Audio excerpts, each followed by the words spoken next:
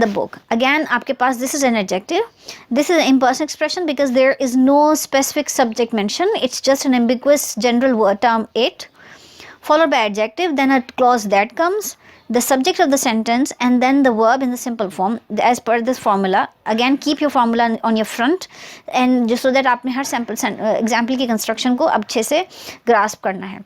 Second example is it was urgent that she leave at once. Again this is the impersonal expression it, followed by any sentence of any verb tense which is be, followed by an adjective urgent, that clause comes, and this followed by a simple verb form leave.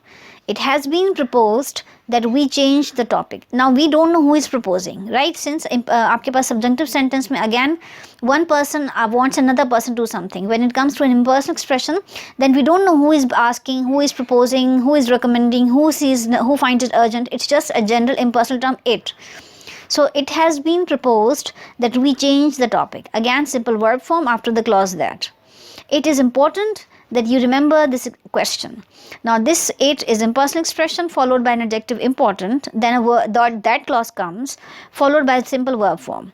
It has been suggested that he forget the election. It is an impersonal expression again. I will be keep repeating for the memory, followed by a verb be.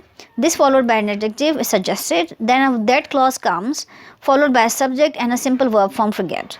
And final example, it was recommended that we wait for the authorities. It is a simple verb form. It is your subjunctive. It is your impersonal expression followed by adjective, then that